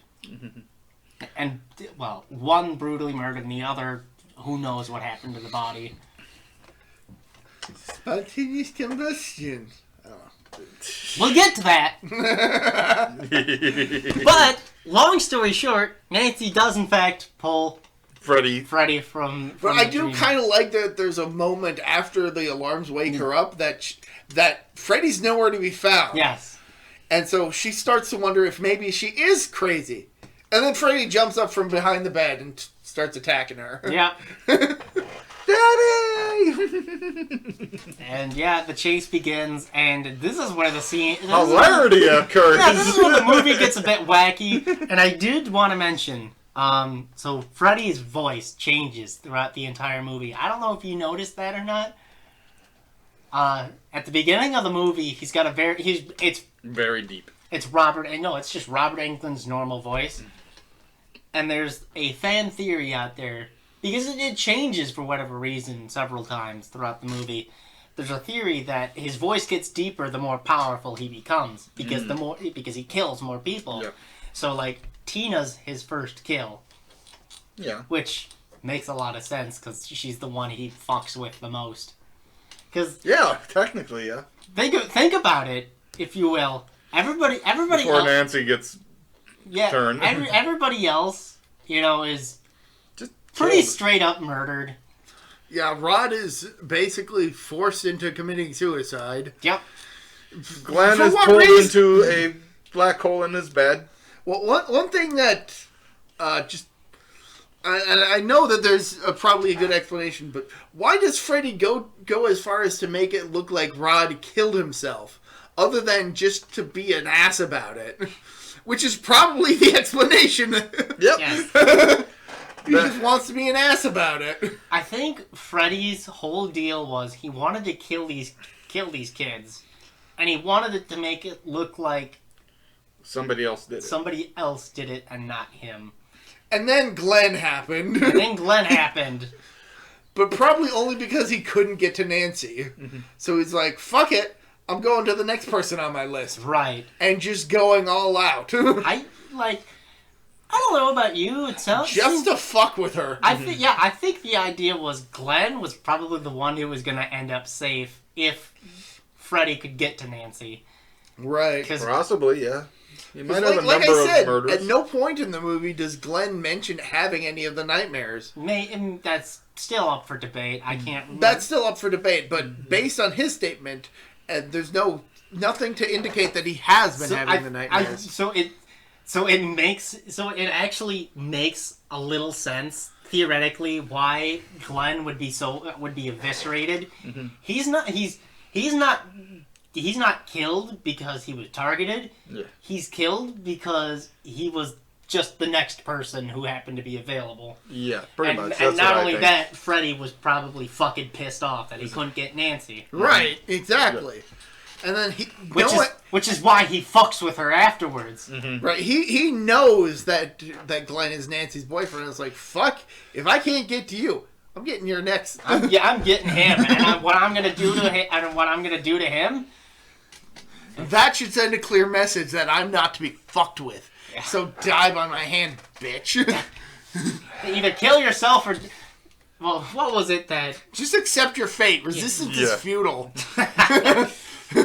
So, like, one... In fact, I find pleasure from it. And, like, as I was about to mention, I think Tina's death is probably the most horrific out of everybody, because God knows what he does to them. Yeah. And even in the later movies, some of the deaths are kind of... Very campy. Very, very campy, but, like, sure, they cause mental anguish, but nothing on the level of Tina. No. Nothing on the level of Tina's fucking anguish, because, once again, who knows what he fucking did to her. Exactly. He could have done a lot worse shit that we don't know about. I've noticed when Nancy sets Freddy on fire when they're in the basement, Robert Englund gets a little more bulky. That's It's not double. But the funny thing is, that was apparently the longest fire stunt at that time. I think... Because he ran up the stairs, then fell back down, and tried to run back up again, and then he just collapsed. There's like, you know, Freddy's whole deal is he gives, you know, he kills people with what they fear most. Mm-hmm. Or... At least that's how it is in the later movies. Yeah. Or a bastardization of that, because in 4 or 5, there's one where, you know, the lady is afraid of roaches and all that. Yeah. Yeah. And that one's like, okay, that might be on the level of Tina.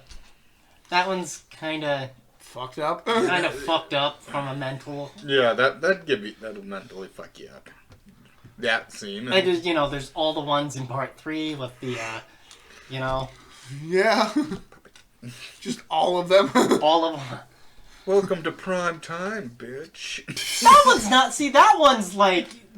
That death is always what makes it just like, okay, so Freddy's just straight killing them and just having a laugh. Whereas, yeah, exactly. Whereas this movie, sure, he's having fun. But he's also trying to send a message to the parents who killed him. Well, this one and part 2 is probably his more scary phase. It's all about the foreplay before the killing. Yes. Exactly. The apt metaphor, yeah, as it were. I consider that a good metaphor. It's like, you know, like Jason Voorhees. You know, he's always stalking. He sees you, he'll kill you. He sees you and he'll walk toward you. He'll chase after you. Freddy, it's always like, you know I'm coming, and I'm gonna. Jason is quiet about it. Yeah. Freddy is loud about it. I'm coming for you, and you know I'm coming. Because I'm telling you I'm coming. Hi, I'm here. It's me, Freddy. And I've got a beautiful face. Did we mention that the Kruger's whole makeup is? Oh, the makeup is fantastic. Yes, he looks like a burn victim. Mm-hmm. Just. Yeah. Yeah. Well. Yep. Oh, and the effects they do for his body. We mentioned him cutting off his fingers, but there's also one point where he lifts up his shirt and just slices open his belly open, and it's just full of maggots. Yep. Yep. Freddy is all about the fun. The fun and the mind fucking. Even though in this movie he's downright terrifying. Oh yeah. But then and then part 3 happens, and it's just like, you know what? I'll be honest, I like this version of Freddy. I don't like the later version. Even part 3, I'm just like, alright. Yeah, it's really kind of the later versions and how the media depicted him. Fuck, Freddy versus Jason? Ugh. Whatever. I didn't mind the movie, but yeah, I know what you mean. What are you talking about? What is Freddy versus Jason? Nothing. I'll talk about it eventually. Does he go up against Jason Bourne? Yes. Did I miss that one? Yes. Oh, God damn it. Jason Bourne versus Freddy Krueger. Anyway. Jason would probably figure out how to beat him. My God. That's Jason Bourne.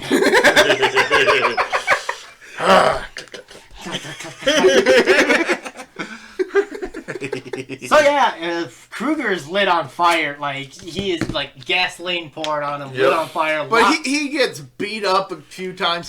He gets a sledgehammer to the chest at one point. Like, and I would be down for the I swear longest. to God, that's Robert Englund actually getting hit with it. Yeah. Because he's like, ooh! he gets bound by a lamp Yep. that Nancy filled the light bulb with gunpowder. Shotgun powder. Yeah.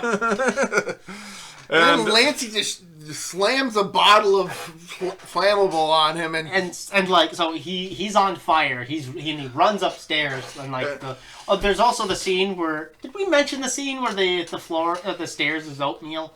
Oh no, we didn't. That's No. during one of Nancy's dream sequences. That's during one of earlier. Nancy's scene. yeah, when Glenn fell asleep, she was running up the stairs. He was just... Yeah, because So when she went to go check on Rod. yeah, Oatmeal. yeah, and she runs up the stairs and her feet get stuck in it. So fun story about that. This is also in the documentary about the movie or about the series. That stuff that was in there, that was Bizquick and water.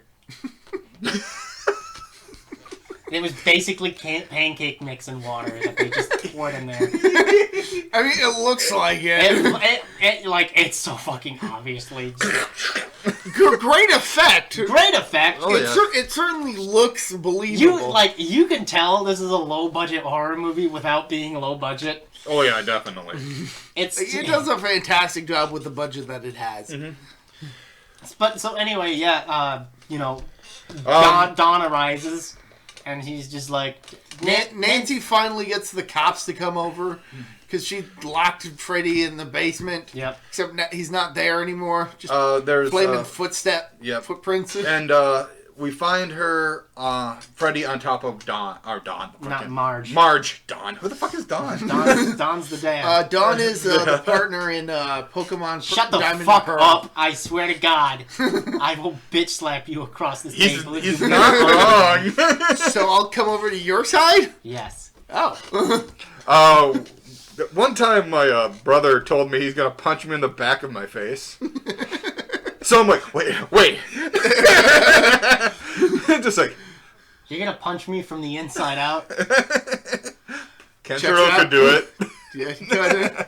You totally could. You know, that reminds And me. he'd leave your face intact when doing it. You know, like that reminds me of the Android 19 and Vegeta fight in Dragon Ball Z.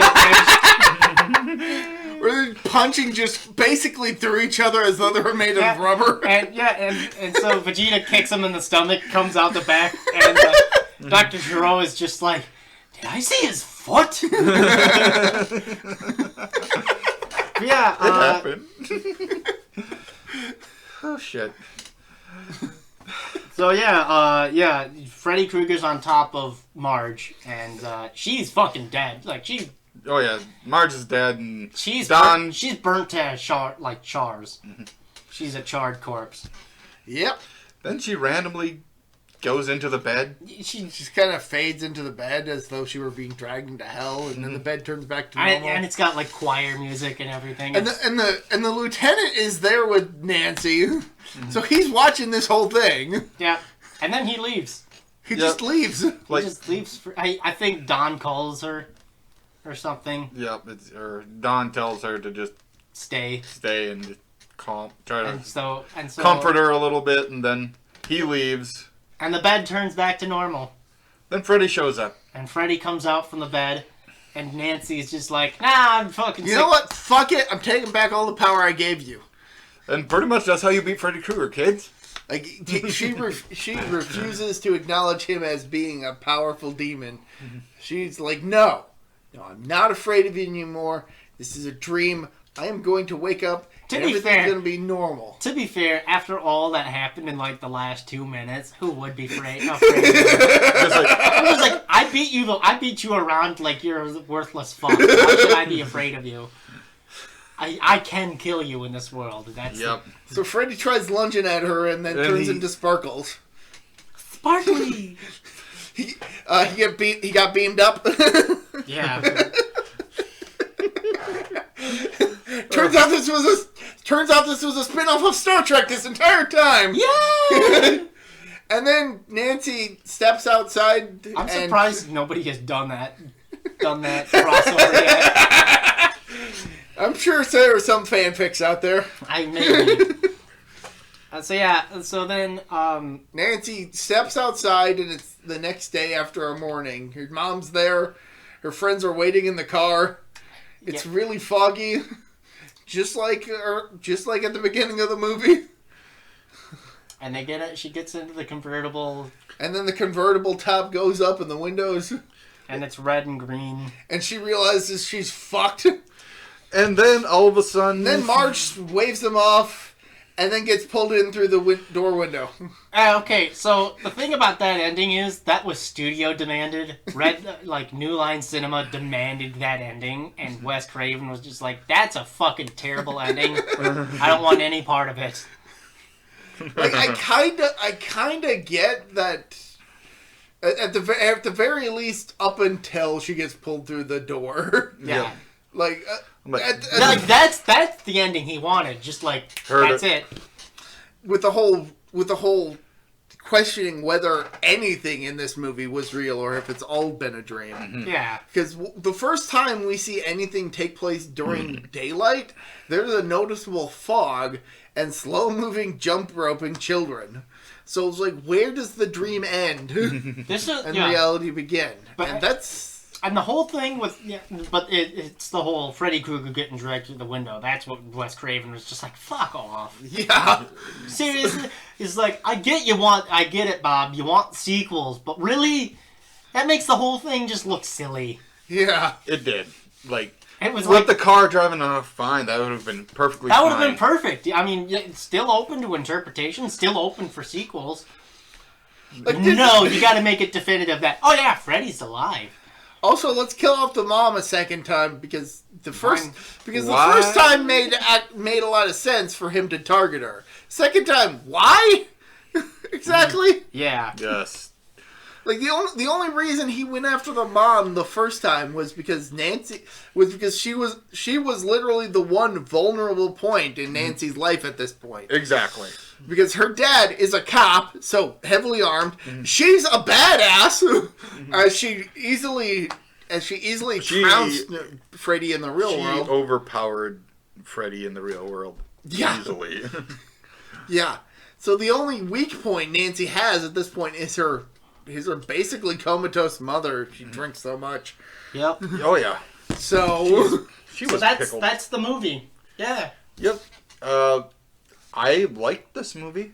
this was a fantastic movie. One of the best in the series. What didn't you like about the movie? If there was anything that you didn't really like about it, You mean aside from that very end? aside from the very end, not much. Not much. I mean, I don't know. There's a couple of. There's a niggles here and little there, nitpicks here and there, but What nothing did you too. say? Niggles. Okay. Careful with your words, buddy. What, you think I'm gonna drop the N word? Well, I'm much better with you saying the F word than the N word. Yeah, me too. But both are not okay. Okay. All right. Okay. We got I that. can fucking say whatever I fucking want to. Not that one. The other Oh, one. Funkoland? No. The other one. The FA word. Fuck you. All right, Miko, you win this time. Fuck you. Fuck you. Fuck you. Fuck you! Sakura A. Miko, everyone. Fucking A. She is the best. I was going for Kizuna Ai. Yeah, but Yeah, Sakura's over. Miko's taken over her for that phrase. Okay. She always uses that phrase. Okay. I have no idea about Hololive anymore. There's a lot. Brian's completely out of the loop. He has no idea what we're talking about. VTubers. We're talking about VTubers, a very niche subject of VTubers? VTubers. VTubers are basically YouTubers that use like a digital avatar. Oh. Like a CGI character. One of them. Oh, I know what you guys are talking about. Okay, yeah. Yep. For anybody who like Project Melody, who's still extremely popular. So, how? Just think like anime girls playing video games. basically That's basically it. having blogs. Or having blogs, yeah. Didn't a guy marry an anime girl? I'm pretty sure that was a video game girl. Video game girl? Yes. Oh, good for him. At least as long as it makes him happy. How are we even? Why? How the fuck are we gonna close this out? I've got food waiting for me. I rated it like a 9 out of 10, maybe. It was all a dream. Also, a 9 out of 10, yeah. 9 out of 10. Yeah, okay. Okay. I can't wait for the next one. It's probably gonna be weird. Is it 2? Is 2 the next one? No? Look it up. Oh, yeah. Okay, yeah, I got you.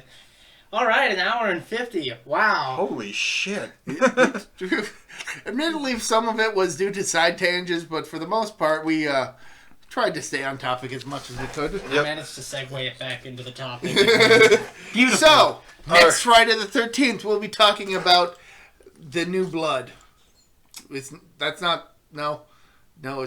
new beginning. The New Beginning. A new beginning, yes. Wait a minute. Ah, fuck. Another Friday the 13th? I thought you said it was the last one. I thought so too! What? Okay, bye. Bye, fuckers. Bye.